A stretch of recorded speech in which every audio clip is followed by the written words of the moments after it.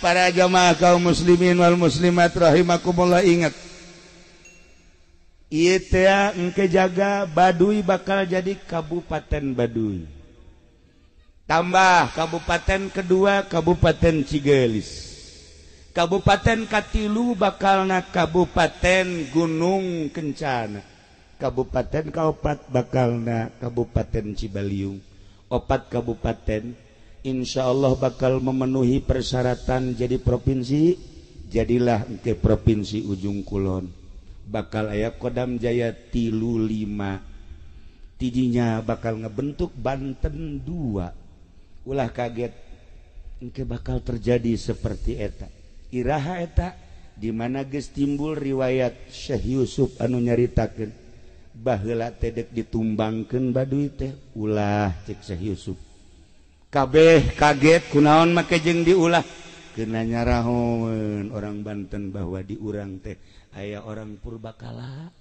Mun di Amerika aya Indian, lamun di Kalimantan aya Eskimo, lamun aya Dayak, lamun di Garut aya orang Padukuhan, lamun di Banten aya orang Baduy. Baduy kebagi 3, aya Baduy Rohimah cek Syekh Yusuf, aya Baduy Rohyati, aya Baduy Rohmati. Baduy Rohimah, Baduy anu bakal arasuk Islam, nu bakal ngebantu di mana geus terjadi Provinsi Banten 2, bakal terjadi peperangan, nu bakal dibantu ku Baduy Rohimah. Baduy nu kadua adalah Baduy Rohayati, nu hirup antara mempertahankeun Islam jeung mempertahankeun aslina kabaduyan, yakni sok disebut tradisi. Nu katilu adalah Baduy Ruhmati, otomatis rohna mati. Istimewa Syekh Yusuf ngomong teh hampir-hampir teu kaharti ku urang. Sugan teh manu katilu teh Baduy Rohmati, horeng ruh mati. Ruhna geus teu bisa diganggu gugat. Nu pertama berjuang asup ka lembur Baduy. Ieu adalah seorang utusan Banten nu sok disebut Wijaya, nu pernah basantren nyana ka Jawa Tengah ka Jawa Timur, memperjuangkan Islam asup ka nagara. Nah, padahal geus dilarang ku karuhun Banten ulah waka heuladan Wijaya. Kulantaran nyana boga titipan ti guruna kudu diperjuangkeun bae. Nyana terus berjuang, ternyata gelutlah nyana jeung oray. Rupana rupa oray tapi di dieu nama ke mahkota kerajaan. Tidinya terus jana berjuang memperjuangkan Islam, tapi Allah belum menghendaki. Nah iyalah tumbanglah nyana. Di ditu aya kuburana di Baduy. Maka orang dia kudu menghargai jeung menghormati sebab nyana pejuang Islam. Nu engke bakal aya nu berjuang di tetesan ti Syekh Yusuf, berarti teh Syekh Maulana Hasanuddin ketika Banten 2 geus berdiri. Lamun urang geus aya ngadenge Kodam 35 Banten 2 Ujung Kulon kakarak bakal timbul tetesan Syekh Yusuf nu nyana nyekelan wasiat. Nyana nyekelan wasiat bakal numbangkeun Baduy anu boga ilmu pucuk umun. Ilmu pucuk umun diakui ku ilmu Banten, istimewa luar biasa. Kitulah para jamaah kaum muslimin wal muslimat rahimakumullah, nu mantak lamun ku Syekh Yusuf harida ditumbangkeun Baduy, urang moal nyaho kos kumaha bentuk Baduy, kos kumaha nu asli, kos kumaha anu di kakina, kos kumaha anu patengahanana, jeung naon anu dilaksanakeun anak urang lamun nyaritakeun Baduy. Masyaallah karim, horenganan penuh ku unik-unik. Nyaritakeun tentang Baduy aya di ilmu thariqah, moal kaluar ti ilmu thariqah Banten, ngabeberkeun tentang perjuangan Islam di Banten nu bakal diteruskeun engke lawanna. Rupa-rupa aya 3 lawan engke bakalna. Salah satu Baduy Rohimah nu bakal babarengan jeung urang berjuang numbangkeun Baduy eta. Kitulah para jamaah kaum muslimin wal muslimat rahimakumullah, luar biasa percaya tuh percaya nyanggakeun sadaya-daya hanya jelema-jelema petapa lah anu nyaho kana lalakon seperti eta insyaallah engke bakal bukti sejarah jalan ka dieu ge memeh dibangun ulah bener mah geus nyaritakeun 5 tahun memeh jalan dibangun waktu kula jaritakeun ke bakal aya jalan ka Citorek gerage engke bakal aya jalan dipaksakeun ka Baduy ketika jalan eta geus aya walaupun kukumaha tetep bakal aya gerage ngan kazamanan jeung henteu lain urusan urang seputar sejarah ketorikohan Banten perjuangan Banten masih terus sebab kerajaan Banten secara zahir aya walaupun encan diakui secara batin mah terus-terusan encan tumbang kerajaan Banten ulah dikira Banten tumbang engke bakal aya Banten 2 seperti tadi nu dicaritakeunana urang lamun nyaritakeun kos kitu sakumaha kolot-kolot urang baheula nyarita lamun kolot urang nyarita ke anu kupas amat itulah para jamaah ulah sieun nu penting mah rawat bae diri urang rawat bae keyakinan urang eta mah hanya lalakon nu boga lalakon sebab aya kesultanan di mana aya kesultanan aya raja berarti raja teh memperjuangkeun syariat Islam atuh meureun kudu aya lawan di mana endek berjuang namun lawan mah atuh ja kiai ge unggal poe teh ieu teh sabenerna mah berjuang terus-terusan we ieu teh berjuang ngabogaan lawan unggal poe kula ngalawanan sieu be kabet sabenerna aduh luar biasa teu daek eleh-eleh sial jasanya nama teu daek eleh-eleh jeung teu daek bener-bener teu daek batur mah narurutnya nama teu dibabawe ka deulina doang padama eta kos kitu ieu mah jaka deulina tadi ge pajar nang mawa kula di Tangerang lain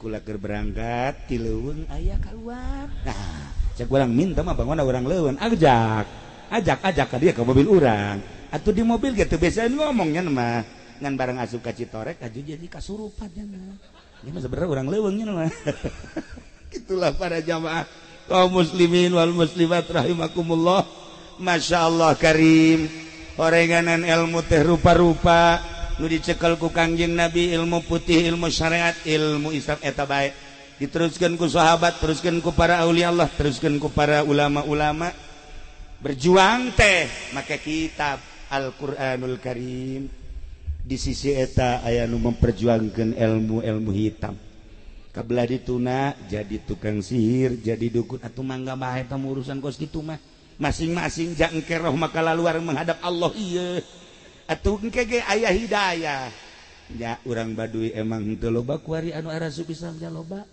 tapi di samping lobana urang Baduy nu asup Islam kapan urang-urang ge loba nu asup ka Baduy henteu bisa katahan tah kos kitu mah ja urang Tangerang ge aya anu kasulitan segala rupa susah bae cenah hirup aing ye daripada hese saat daripada mararat memaning hese sakarat gas aing mah maning ka Baduy bae nyoplokeun iman emang teu saeutik kitu anu ada suka Baduy nyoplokeun iman cak itu geus ngadengekeun Al-Qur'an ngadengekeun hadis ngadengekeun pangajian tetapi dicoplokeun hidayah endahan nyokot ilmu ti ditu tapi urang Baduy jarang ngadengekeun urayaan Al-Qur'anul Karim jarang kapanggih jeung kiai tetapi aya nu pernah ngimpi kapanggih jeung kula ngimpi cenah kapanggih jeung sosok waliullah kabelah dieuna ngimpi kapanggih jeung Kangjeng Nabi akhirna nyana asup Islam hidayah mah mahal urusanana Gusti Allah innaka latahdi man ahbabta walakinnallaha yahdi may yasha teu bisa dicekelan ku kiai da Kangjeng Nabi jadi boga hidayah nu boga hidayah mah Gusti Allah subhanahu wa ta'ala nah urang pula mah lamun inget ka ilmu-ilmu kos kitu aya tah jelema ye nu katipu juga tipu ilmu atuh aya nu borangan ge sarua katipu bae nu borangan ge katipu loba katipu nu borangan aya jelema diondang kanu hajatanana angkatan laut nyana di imah teh teleponan jeung babaturanana maka setelanana naon si urang kondangan batik oke geus nyana make batik ngan di benak hatina lantaran angkatan laut makan make serba putih mawanya na setelan putih-putih nu dipake di imah make batik jelema borangan makan hese akhirna mawa make batik naik beca kan kulantaran hujan ngaririncik jadi batik teh memeh ka beca teh kahujanan memeh ka beca kahujanan jaknya lah di jero beca teh make batik aing daripada make batik membasuh kieu mendingan ganti di jero beca make baju putih jadi batikna dikataskeun nya make putih begitu datang kan hajat deuk magrib datangna ka dinya dukang beca teh apan ai hujan mangaririncik ditutupan hareupna begitu dibuka kaget tadina make batik kuari make putih-putih ngajoak pocong cak jalan teteh bunga meja mah blon atuh kaget kabeh emang pocong iya pocong cakna pocong tadi keur asup ka beca mah make batik kuari make putih-putih tah eta kan borangan mah kos kitu ieu ge tah teu meunang manggih kokorosakan padar pocong bae hujanna dibere ku kula wiridan ya wiridkeun sholawat sapeting 444 nya geus kolot geus kaambe ieu na geus bau kuburan cek kula teh geus bal ka mamana deui ye baca cek insyaallah lah wiridan jam sabaraha cenah ke jam 12 ka ditu atuh ai wiridan mah insyaallah di wirid gu nya kabeneran beurangna teh anu paeh beurangna tadi teh tas mau tatanggana nya mikirna mah sholawat ya aing dibaca kumaha mun aya pocong sholawat mah ieu khusuk kumaha geus kolot gigi masih kena borangan kena bae Masya Allah begitu dibaca kakarak menang 3 doang geus culak-cileuk bae aya pocong geus culak-cileuk bae ya Allah eta nu borangan mah kos kitu teh nu borangan mah kabeneran aya budak nyekel ucingna di kongkorongan ku kantong kerese di dinyana ditendeunan batu korotak mun leumpang kokorotakan kan eta leumpang deui di hareupeun nglawangnyana atuh langsung kakarak menang 11 doang sholawat dibuka ku jana langsung nangkep pamajikanan cek pamajikanna kunaon ka haji ngomong cenah pocong di mana itu kokorotakan bae ditangkep kenceng ge sa pamajikanana cek pamajikanna tek moal peuting gitu teh pocong pamajikan mah kos kitu bae siap teu meunang bae urang wiridan haju ditoelan bae. Nah, tapi di ditu tah mah di dieu mah leuwih parah sabarana. Para jamaah kaum muslimin wal muslimat rahimakumullah, nailah rahmat Kangjeng Nabi nyorot ternyata rahmatan lil alamin, kasorot ka unggal lembur, kasorot ka unggal daerah. Mun lain rahmat Kangjeng Nabi nyorot ka dieu moal bisa kieu. Berarti di diri urang aya nur Allah, aya nur Kangjeng Nabi. Tinggal nyingkapkeunana bae sing bisa. Abeh nur ilahi jeung nur Kangjeng Nabi bener-bener karasa ku urang. Kanyahoan geus karasana kumaha? Kanyahoan geus karasana pinuh ku adab, tata krama jeung daek ngalaksanakeun syariat. Ketika jelema aya tata kramaan bagus sesuai jeung Al-Qur'an, sesuai jeung hadis, ngalaksanakeun syariat, salatna, puasana, zakatna, hajina, mun nyada geus nisab eta berarti nur Kangjeng Nabi na geus kaciri.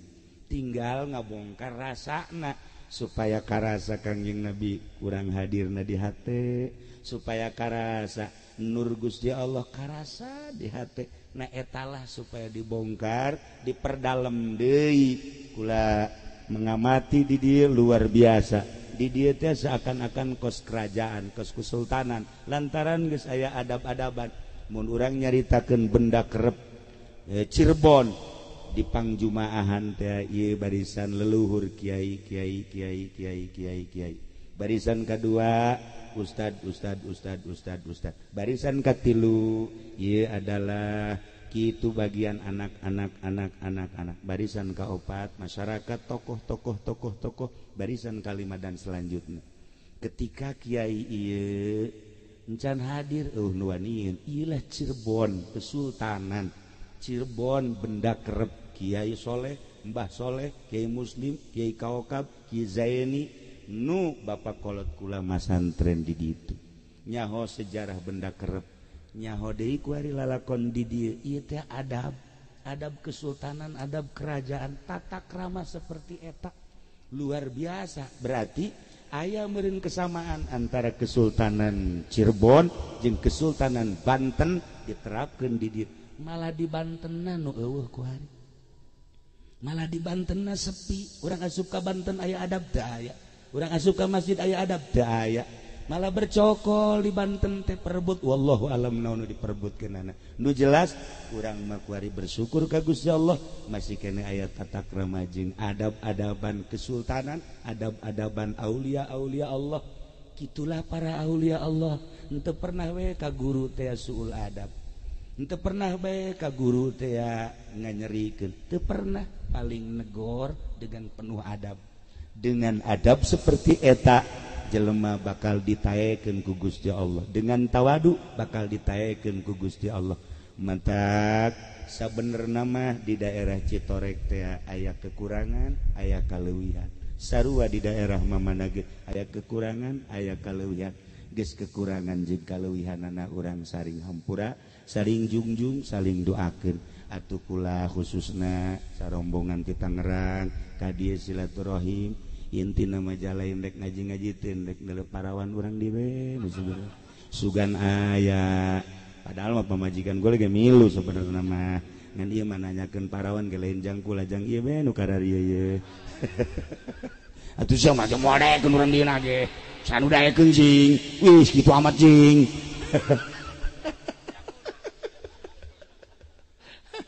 itulah para jamaahnya jadi silaturahim antara kula jeung sarombongan jeung urang dieu ulah aya hijab ulah aya sekat kula urang dieu sarua pada makhluk Allah Subhanahu wa taala pada